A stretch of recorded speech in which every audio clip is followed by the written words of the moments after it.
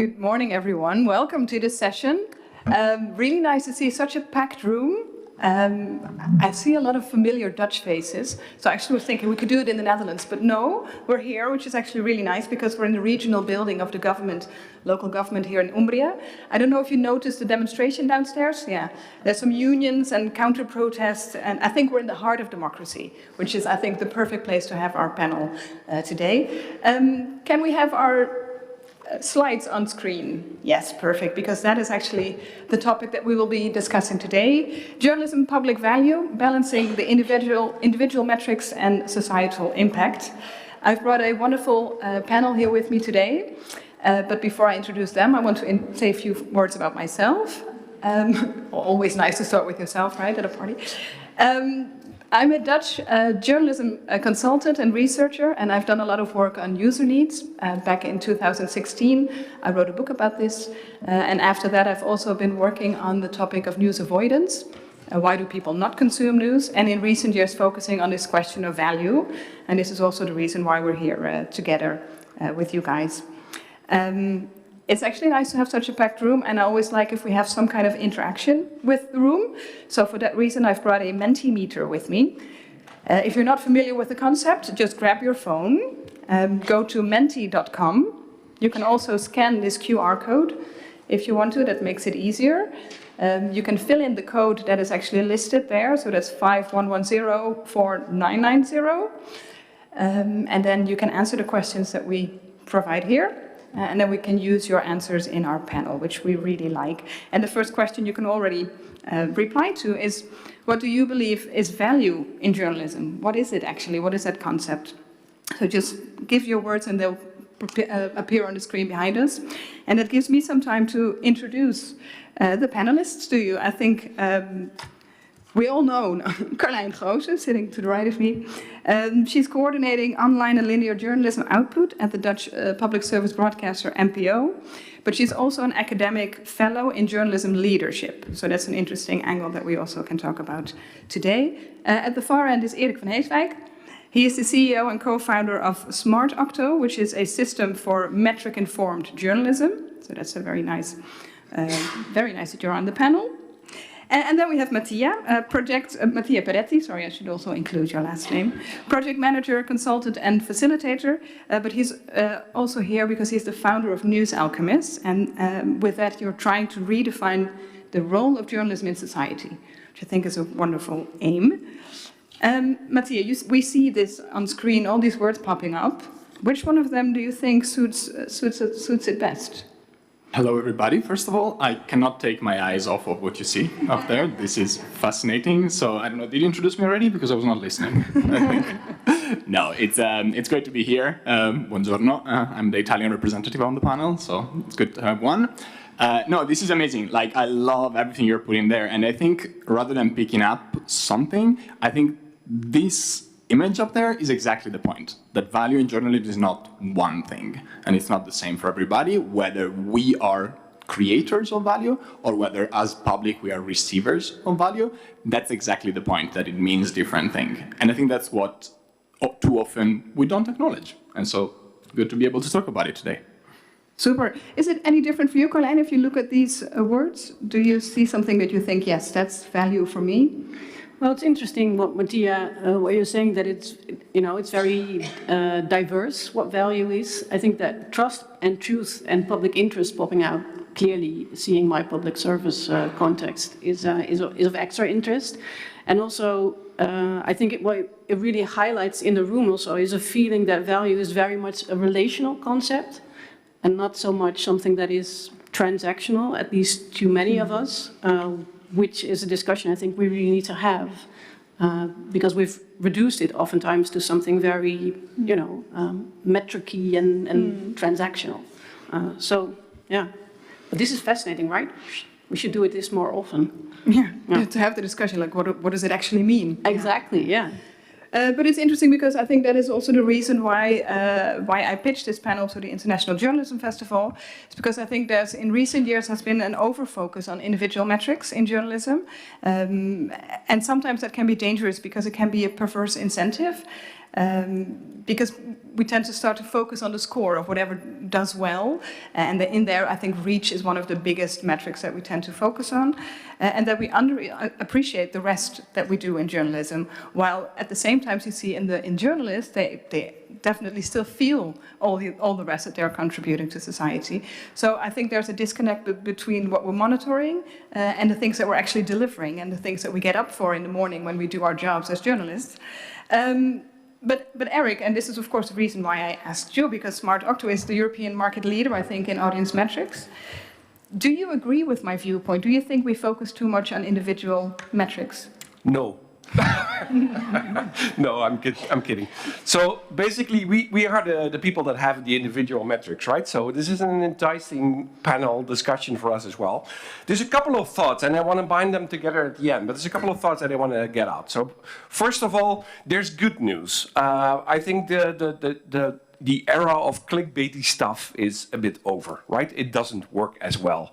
And that's good for journalism, right? So maybe 10, 15 years ago, there were a lot of audience analytics systems, and they tended to sort of focus on views and views per minute and all these kinds of, well, basically bullshitty metrics. And what we luckily found out is that they're not really that impactful in a sense. And in the last few years, newsrooms discovered loyalty. That loyalty is actually really important. Because if one person comes 3 times, even in an advertising model, that works, right? And it's the same as 3 people coming at once. And that actually takes a lot more energy of you to get an audience every time, new fresh audience to an article. So even in an advertising environment, loyalty tends to be very important. And then we got from, let's say, the Peter Drucker, like what gets measured gets managed. I don't think he actually said it, but it's attributed to him. We come to another adagium, and then it's fascinating to me the Goodhart's law, which basically says if a measure becomes a target, it ceases to be a good measure. And that's because people are gaming the stuff all the time, right? So if you think, well, this actually should be your success metric, people just like dogs to just run through the end finish and just try to game the stuff until they get it. So basically, let's say in journalism, there is a time now when people focus a bit more on overall metrics and then try to choose some proxy metrics that can work in the newsroom. But they see it a bit more layered nowadays, and I think that's good. But the most important thing is that, and that's actually the work of Smart Octo, and you can see it in the user needs model that the 2.0 model that everybody uses, that we made together with Dimitri Shishkin. If you don't know where you're going, the metrics, they don't function, right? So every newsroom needs to have a purpose or a direction and interpret the metrics accordingly, because a number in itself doesn't say anything, right? It doesn't make you do anything. We start every client, even if it's just implementing an audience metric system, start with the question, what happens to the world if you don't exist, right? What happens? Why are you there? And it can sometimes be a very simple answer. We want to inform local community about this and that.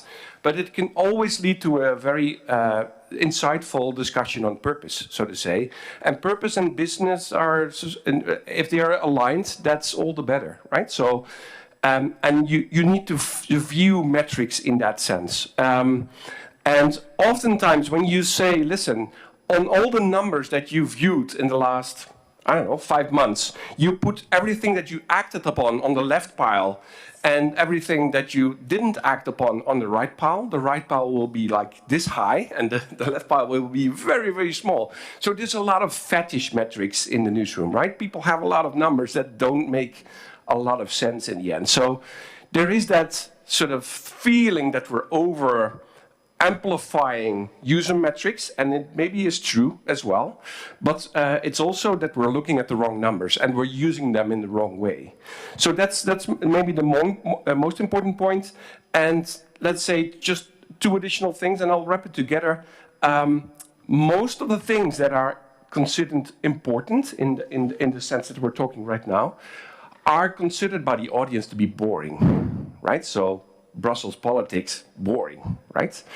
And that's a problem. If that wouldn't be boring, we wouldn't have this talk because we wouldn't have any problems, right? So most of the structural issues that we are trying to address and that we feel having value are considered very boring. That's why, for example, the user needs model comes in, right? You need to write it in a different way. So my main point, and apologies for this sort of small monologue, is value and impact are not each other's enemies, right? They need to be aligned in order to work, right? If everybody here in this audience has a novel in his drawer probably, right? And it doesn't really matter if it's not read. So in a way, trying to get the most important stuff out and to have it impactful is something that is the way to go. And even the clickbaity stuff sometimes has an underlying pattern that is important, right? So man bites dog maybe has an underlying pattern of, let's say, diminishing health institutions locally or something like that. So I see it as a golden combination, I think. Yeah, thank you very much. And I think I agree with that. And I think the main question is how to do it, right? Because we, I think, agree that it's not an either-or discussion, that you need both or you need different kinds of elements to have a total, but how to do it and how to weigh those differences, especially when metrics seem to be so dominant in human brains. I mean, this is just how we function, and it's easier to grasp something that is a metric than something that is intangible or something that you can't put it can be a dopamine shot as well, right? Definitely, yeah. There. Oh, the score. And that's something that we have to work with. And I think, Carlijn, that's also something that you have to work with daily.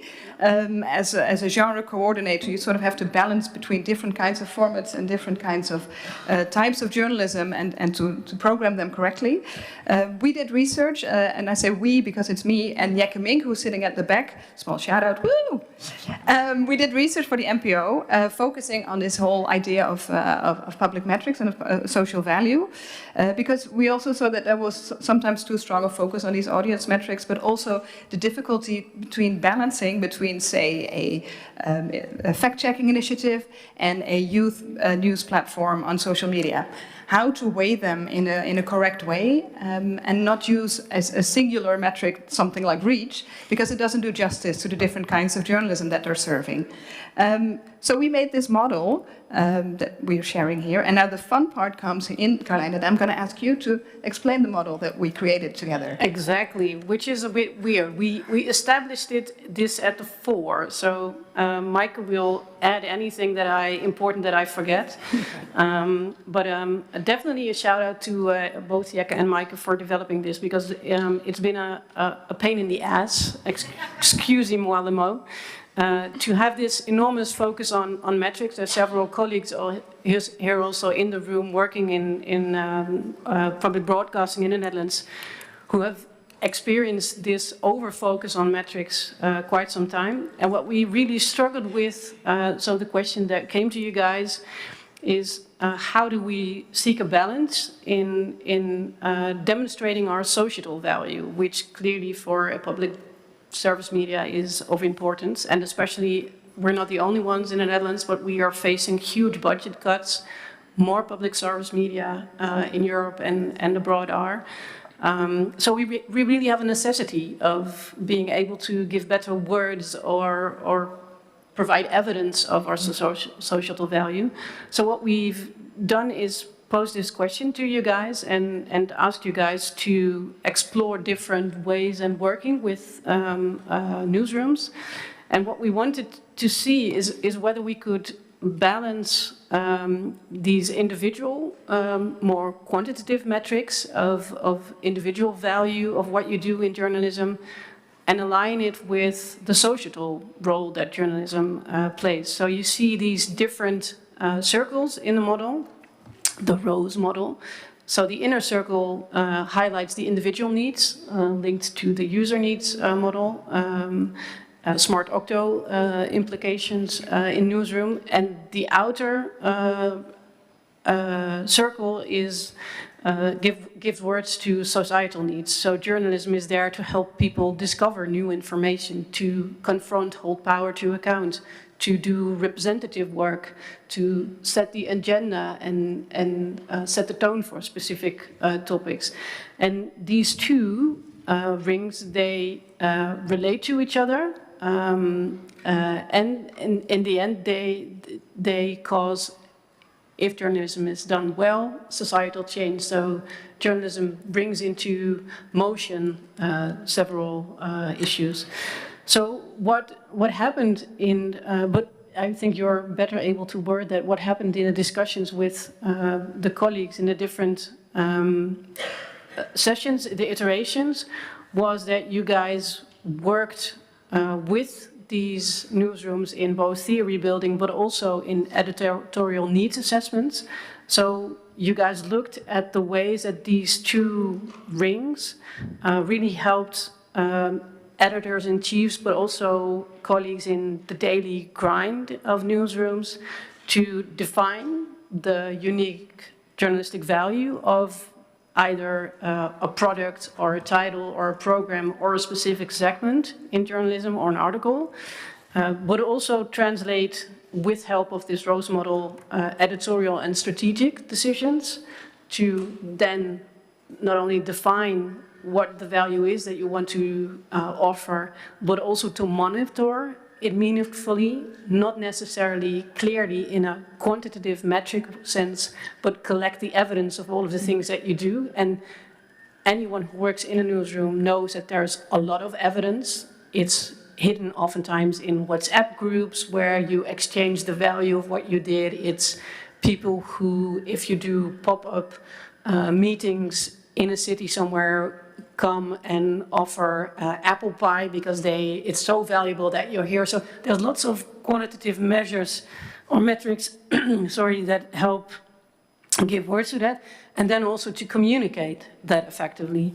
And what to me at NPO, what we really found very helpful and interesting in this whole trajectory is that it really helped kickstart the conversation about value. So it really helps us talk to different journalists in newsrooms, but also editors-in-chiefs, to really think what is the sort of distinctive journalism that you are practicing here, and thus also to get a better overview of the complete portfolio of what we do, and stop sort of measuring everything with the same yardstick, as Mike has said. So every sort of journalism is valuable, and we need different sorts of journalism and productions to cater to different societal and individual audience needs. And this model really helps us to sort of better look over the portfolio and see what is happening there. But there was a little bit of a disappointment when we started doing the work, because we wanted to make a dashboard. Thought that would be cool to counter all the metrics that are out there and sort of deliver it. But we didn't do that in the end. No. How was that for the NPO, that you didn't get a dashboard? Clearly, for some colleagues, it was a bit of a disappointment. It would have been helpful to just funnel it down in a dashboard and then use that. But to me, I also think that, so time-wise, clearly, it costs a little bit of extra effort to have this discussion. What it really helps to do is, starting with a Mentimeter exercise at the beginning of this session, that it really helps sort of highlight the different ways that we articulate value, and thus gives a diversity to what the value of journalism is, and also helps us as journalists, I think, to sort of get away from like the high ambitions of we're essential for democracy and where's democracy's watchdog, without being very specific in what that actually means. So to me, starting that conversation is very helpful. It also highlights why we as public service media are the first to step into this and take the lead, because we specifically don't have like a commercial model. I just thought about it like 20 seconds ago, but do you, and this is a real question to you all, is the middle circle the how and the outer circle the why? The how and the why. Well, it is connected, and I think there is a very big truth to the how and the user needs, because that's usually about you have a story and how can you best tell it by using user needs. And the why is definitely more connected to the societal needs. There is a question that maybe doesn't say, yes, the how is in the middle and the why is in the outside, but that's also because is all of the output of journalism content? And that's where you come, I think, to that question that the how sometimes doesn't matter. And this was one of the things that we also had in the discussions with newsrooms. For example, in the element of confronting, in the segment of confronting, it would be interesting sometimes to measure the sweat that we get from all of these people in power that are getting phone calls from us and feel that we're looking at them as watchdogs of democracy, and sort of that in itself is already something that is really valuable. Even if you never write an article about it because maybe they did their jobs well, then it's still good. And then it's a why, I think, in journalism, but it doesn't necessarily connect to a how, because maybe the story would be bad if they did their jobs well. Yeah, exactly. Yeah.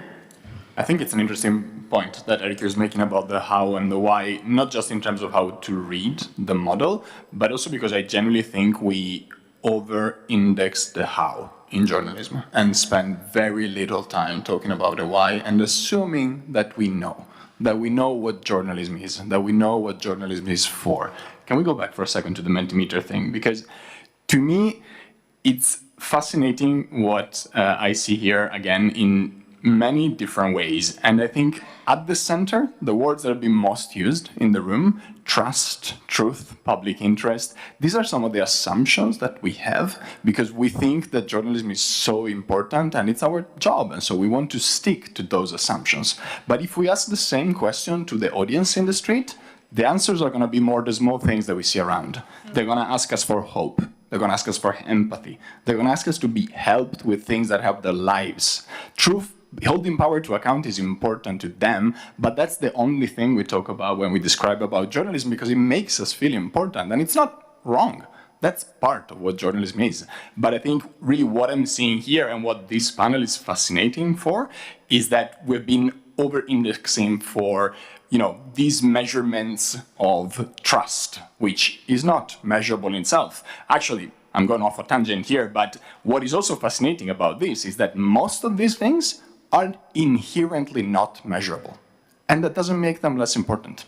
Actually, they're more important, and unfortunately, they're hard to measure, so we tend to focus on other things. So we have numbers to tell us that we're doing right by focusing on the wrong things. Very true. And I think this is the reason why in this model we try to combine those viewpoints and say it's not either or, it's not better or worse, but there's different elements. Journalism fulfills many different functions, and that's okay. And they all have their own position in the total infrastructure that we offer. And I think maybe it's also nice because what you mentioned, I think, is a very core of this whole public value method, is that we try to have the conversation about it and have meaning to the conversation. You mentioned it already, that this is what happens in newsroom, but I'm now putting up these two sheets that we use for these conversations. Can you explain a little bit why we use them and how we use them? Yeah, exactly. So for the Dutch people, they're fine. But it's not translated. Apologies for that. If you want to have a translated version, we'll get back to you. But we have stuff available, so you're not going home empty-handed. But what we do is, at the team at NPO, where I'm part of, we use these templates that Mike and Jekke developed with the colleagues in the different newsrooms, and we put them on the table literally as printouts. And when we talk about new formats, we sort of draft what kinds of promises that you want to make with a specific program. And this really helps. Like the yellow template is the inner ring, so the individual needs, and the blue template is the outer rings. And these state that the value and the meaning of this or this program or format of ecosystem is that society has this problem, and we want to, it's a problem because we want to help people with this problem by our journalism, by doing this and that. You will see it in our content because we highlight these topics, or we do this stuff, or we do not produce social content, but we go and work with libraries and put our content out there, but also for other groups, put a radio show or a podcast. This has value because, and then in one sentence you have like a value proposition. And what is really helpful for us, that this really sort of tilts a conversation to another level of not just, it really helps to get in a more reflective mode of what you do. And it also gives agency to newsrooms and to colleagues to really own why they make the stories that they make, and to really feel that it is appreciated in that sense also. But clearly, this is not a dashboard. So this is really a conversational way of working with value. Yeah, I think it's very good that you see it as a training model as well, right? And that's the way forward. The only fear that I got is that journalists are really good at bullshitting, right? So they're excellent in it. Yes. I was one, I know, right? So we have a lot of practice in writing stuff down that sounds very important. So how do you deal with that? Sort of the other thought is I was working on trying to make a quantitative metric of, for example, importance, societal importance, and well, it's led to my alcohol problem. No, it was very difficult. Let's say it like that, because it's. What I did, for example, is I ranked all of the influencers on the different topics, let's say environment, and then counted the number of links and words that they spent on an article or a program or something like that, and used that as a proxy metric of societal value or something like that. It was the best I can do. It's not great, but it's the best I can do. But the other way is more, of course, this is much more appropriate, but do you fear the bullshit factor? There definitely is a bullshit factor. I'm answering this myself as a moderator, but here we go. There's definitely a risk for that, and I think this is interesting also in the sessions that we had with a lot of journalists. There's also a lot of connotations to words. If we talk about journalism, we all actually always mean either news or investigative journalism. And that's very sort of dominant in the way that we talk about journalism. So to break that down, and this is also an insight that we had during our work, is that this conversation can, in a way, not only be trusted in the hands of journalists. You need some external help in order to sort of punch the balloon every now and again and to ask, really, is that what you're trying to do, or is this something that you're delivering in your content? And this is also, Mattia, what you said. If you look at those words in the outer circle of the, I'll go back once more. In this word cloud, I think these words are much more meaningful than trust, for example. So what we try to do in our session as well is to go beyond these words of no, we're the watchdog of society. It's like, what does it actually mean? So what do you do? What is your promise or delivering? And that it's okay if it's a smaller segment. And I think there is also the work, Carlijn, that you do comes in to give the confidence to an outlet that is actually okay, that they can focus on something, because that's another problem I feel in journalism, is that everybody tries to do everything, and we have the feeling that we have to do everything in order to compete with the rest. Because you are the ones having to make the decision. Exactly, yeah. Yeah, so we in preparing this panel, also we had a discussion also on, due to my background as an academic fellow also on this topic, but also on the importance of leadership, right? So it's also a matter of, at different levels, right? Not only the editors, but also the project leaders, and so everyone in the daily grind from, and strategy. But it's really a way of thinking of protecting space for making these decisions, and sort of staying away from that metric is value culture, and protecting the fact that for audiences, value might be very likely in something different, and societal value and individual value might also be at odds at sometimes. So it's interesting that really also, to me, is a leadership question that I would really like to get into. And something very sort of a practical, you mentioned, Maaike, the example of the investigative journalists who put out only a small portion of their whole work is like the content that they put out, but like all of the conversations of calling people and having these people have some sweat on their back and know that they will get back to it, that's never documented. But when we were having coffee earlier this morning, we sort of joked that how cool would it be that for an investigative outlet, for example, you would bring out merchandise, you would bring out sweatshirts with the amounts of drops of sweat with all of the people that you called. So it would be really tangible to sort of wear that on your skin and be a proud member of controlling society in that way, or so there's lots of ways to sort of make tangible also that sort of value, I think. Yeah. And I think that also credits, and then I come to you, Mattia, sometimes the individual needs can be to not consume something. Exactly. I was just saying, I was doing a lot of research on news avoidance, and I think especially in these times, a lot of people tend to want to have a break or have a balance, a dosage within this whole information overload. But does it mean that we should stop making journalism? No, but it has to be that we value our value in a different way. Exactly. We can say, okay, you can, go home and relax, take the dog for a walk, and talk to your neighbor, which is fine. But we're still going to do our journalism and measure our value in a different way. Yeah, totally. And I think that's something I wanted to mention. I think what is good, and I think one of the main properties that the model that you have created brings is that it doesn't talk about content anywhere, as you were mentioning before. This is about the needs of the people and the needs of society. And I think it's wrong, and we should be aware of that as journalists, we assume that serving their needs is creating content. Yeah.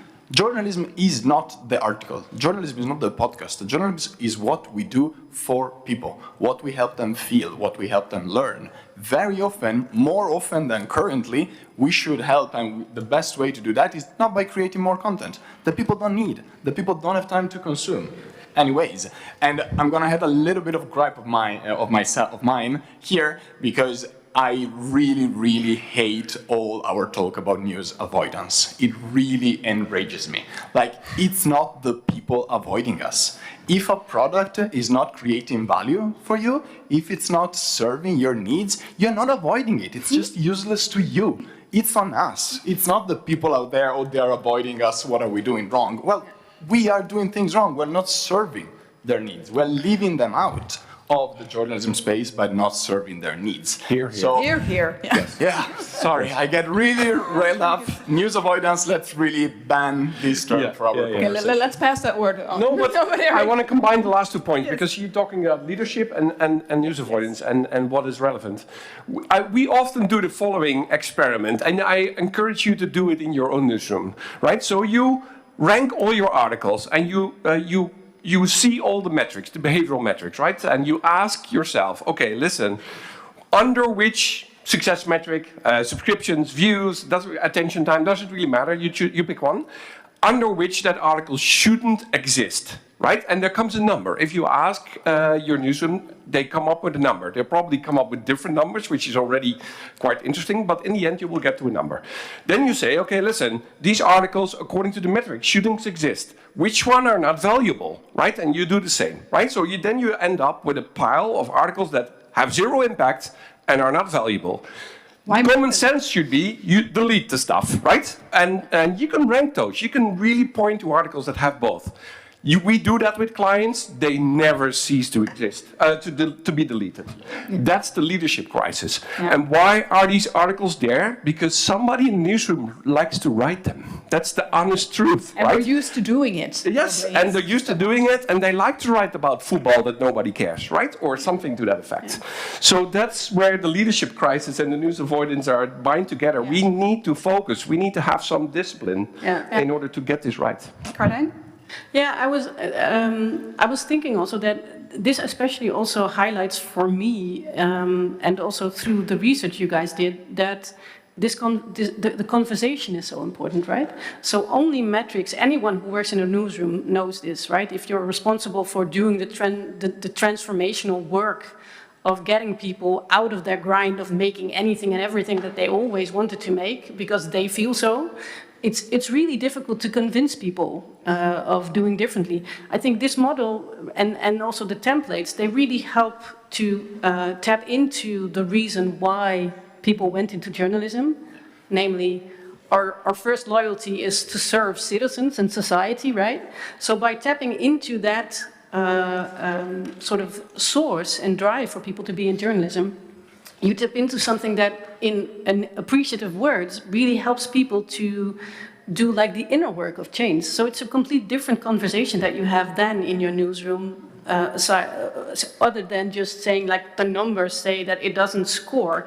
Then you will definitely get the conversation like, I find it important. This is my professional autonomy. Mm-hmm. Yeah, caring and tapping into that first drive why people went into journalism causes a complete different conversation, I think. Yeah. So there's really also the value of not ending up with a dashboard, but ending up with templates that sort of offer reflective space. Yeah, and also in a way don't make the leadership a hierarchical question. Exactly. But also leadership in everyday choices and everyday stories that we make, that you feel the space also say, this is not what I should be doing today, this article or this story. There is one other topic that I'd like to go into, and that has to do with, we sort of talk from a public service angle, I feel, because we are working for the societal needs. This is your aim to be focusing on public needs. But you could also argue that it's maybe a luxury. And this is, again, why I'd like to, a point in which I'd like to ask you in the audience a question. From your own perspective and your own organization, do you think thinking about value is sort of a luxury that perhaps you can't afford because there's a business model that is very pressing and you need the reach in order to, to sell your subscriptions or whatever? Or is it something that is very much tied into everything that you do? Or is it something that you talk about all the time, but you never have the time to actually focus on? And Mattia, while they answer these questions, and I think it's interesting because we mentioned News Alchemist, but we didn't explain what it is that you do. But you also work very much for private organizations, right? Can you explain, how would you answer this question? Oh. As always, I'm more interested in seeing what's happening than giving my own answer. I think in a way I'm not surprised that right now the winning or the most common answer is we do talk and think about value, but are often are too busy.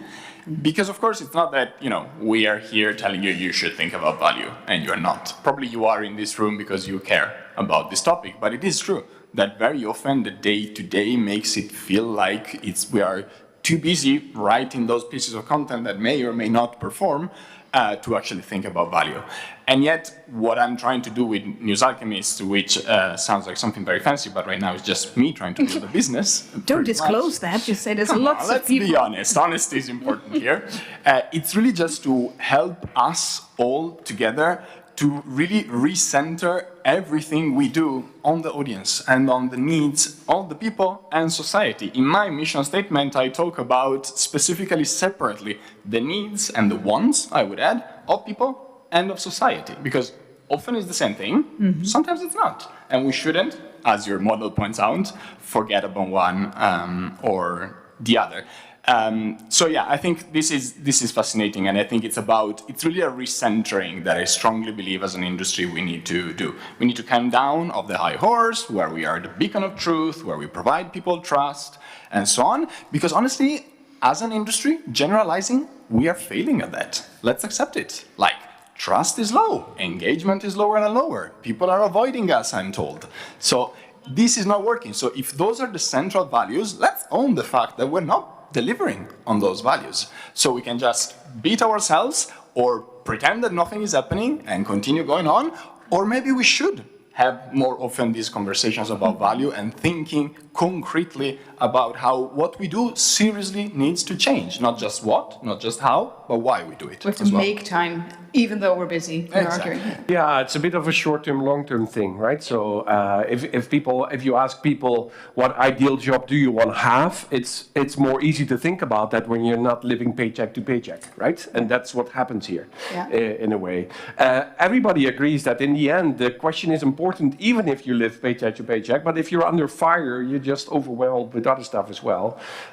It's also a question of courage, I feel, and then it is connected to leadership as well.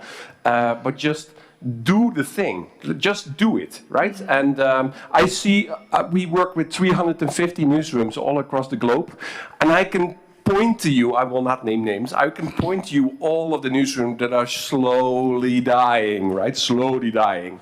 And there's the frog and the pan kind of mechanic there, but I'm sometimes screaming to them, do something, right? Really sort of jump out of that pan, even if you're going to die anyway, right? So just the courage to build up and really stand for something. And also, stand for something means don't stand for other things, right? So you really pick and choose. That's the most important thing. Yeah. And we should just do it, right? It's a Nike thing. Yeah, that's a good slogan. About sweatshops, right? Just do it. Did you want to add? Yeah, if I can add something very quick, because I think it's very easy then to get into the conversation, acknowledge that we're doing all wrong, and then we're living just sad and be like, yeah, so what? You know? That's fun, right? And that's the problem. Like in the visualization that we had before, we were talking about journalism creating hope for people as well. Some of you mentioned, I saw the word appearing there. I think that's important for us too. And it's important, that's what I'm also trying to do with the newsletter that I write, to give hope to people through News Alchemist. Because yes, as an industry, we're failing, but in any moment of disruptions, there are losers, and usually they are the majority, but there are also winners. Like people, organizations that understand all of this and are delivering on these things exist nowadays. They exist, they're thriving, because they are creating real value for the people they want to serve. And you know what happens when you create value for people? If they can, they pay for that value. And so that becomes a sustainability problem, a sustainability success story as well. So for us, value and business are the same thing. I see down there. That's exactly the point. We cannot just pretend that we're going to find financial sustainability for our industry with, I don't know, AI or the next pivot to something else. The only way to get there is to create value for people. It sounds like an oversimplification, but it is that simple. With a caveat, many people will not be able to afford to pay for that. They still deserve our journalism anyways, and so it's on us to be smarter about different revenue models, so good journalism is not only for the people who can afford it. And finally, because I think this is so true, and I think this is interesting for a lot of public interest journalist outlets, that you see that it's very much connected. But for legacy outlets, I think the problem is sometimes bigger, because they're not used to actually redefining their purpose and their position. Carlijn, I'm going to give you the word a little bit about that, because I think you have an answer. But before I do that, I'm also going to put this slide on Mentimeter. So if you have any additional questions that you'd like to ask to the panelists, you can put them in here, and then we'll see them on screen and have some time allocated for that. But Carlijn, how is it like for the legacy NPO? Slowly dying? Do we have another hour or two? Yeah. No, I think the colleagues also here from the Netherlands, but yeah, we feel the pain that we really need to pivot to and do the audience turn. And mind you, there are good examples also, me being all for appreciative, the other AI, appreciative inquiry. There's a lot of good work going on, but I think that at many levels, really being able to ask this question of value, to whom are we valuable, with what sort of products, with what content, on what sort of platforms or places, that really is the issue at heart. And the interesting thing is also that we tend to have this feeling, right, in the previous slide, of we're too busy to do so. But we do have editorial meetings at the start of every day. What could we do to bring in the value question in those editorial meetings? Why aren't we asking the question, if we do this topic, for who will it be relevant or valuable? What will it offer? What what individual user need will we deliver on? But also what in the long term will it be? And that again is a question on all levels of leadership, of courage, of doing something differently. Not only doing something differently and not knowing what the result is, as Matthias says, there is a lot of proof that if you service do value-driven journalism, that it really helps. And look at like all the sessions here in Perugia also on the creator economy. Yeah. Creators are really well able to serve a specific value. Yeah, but then I think the question here on screen is interesting. How helpful is the term journalism? I mean, right, that's... Mattia. I literally applauded when I saw that question appearing on screen, because I think part of the thinking about the value, part of thinking about the why, is rethinking as well what is journalism in the first place. We have so many assumptions. We are, I don't know, 100 people in this room, probably more. If we start saying, what does journalism mean to you, we're going to come up with so many different definitions. That's good, but it's also a problem if we don't know what we're talking about and what we're trying to solve. So I think it's really important. My answer to that question is that it is helpful, the term, but we need to talk about more about what we mean and not give it for granted, and also expanding the definition. Because what I keep saying, and I said it already before, journalism is not the content. So expanding the definition of what journalism can do for people in whatever form it comes, that's something we need to spend time on. Yeah, and I think it becomes even more urgent, and I started positive, and I want to end negative. That's sort of the It's always a other good way around. build-up. In this age of AI, people, we are talking about AI all the time, and rightfully so, because we are on the verge of being overwhelmed with content. And with content probably has low value and low impact, but it's just so much bullshit is coming to us. So our assignment as journalists to sort of wade through all of the bullshit and make sense of it and provide like a conceptual framework for people just to understand the world becomes much, much more urgent in the years to come. And we're talking about value and for let's say decades in journalism, and rightfully so again. But this is like a ticking time bomb. And in the next 5 to 10 years, this question will be crucial for survival. So let's do that. Yeah, and I think that also ties in very nicely to one of the other questions here. How can we truly serve the fragmented societies of today when the very idea of what society is no longer shared? So I think, the same goes for what is the concept of journalism and what is the concept of a society and a shared reality or shared narrative. Carlijn, you wanted to add? This conversation becomes more and more interesting as far as we're in this panel, right? It also becomes more philosophical, but no, the interesting thing also connecting these two questions to me is also repositioning journalism as serving civic information needs for people, and we're one of the stakeholders in that whole space of serving those needs. But it's very helpful in a way to sort of come off our high horse. We've had a slap in our face, I think, in many ways, from audiences, shifting their attention elsewhere. And we can either cry about it and be very depressed of not being valued anymore, but we can also really start listening and to be careful, in a sense, for society. So I'm very interesting also these days in like the whole notion of, you guys at Harken did a lot with that also, and Morten, of an ethic of care in journalism. What would that look like? What would it look like if we not only define ourselves as like the critical force in a society, but holding to power to account can very well also be something that is a matter of care for society, for individuals, for communities, for truth, for democracy. That would sort of position ourselves as a profession in a completely different way with adjacent fields than we would talk with people who are in the care professions, and not only in with lawmakers. So I'm very interested in that sense of to see what that could mean. Yeah, Mattia? No, just very quickly, but I love what Carlijn was saying, and just to rephrase the same question, I would say, what would it look like if we stopped treating people as subscribers, readers, numbers, credit cards, and we actually treated them and think of them as human beings, as people? Just putting it out there. Maybe our journalism will look different if we do that effort every day. I really like it. I think we're getting signals that we soon have to leave the room, and we don't want to leave before we can explain to you the gift that you'll be getting when you leave this room. And you get a gift. Yeah, and everybody.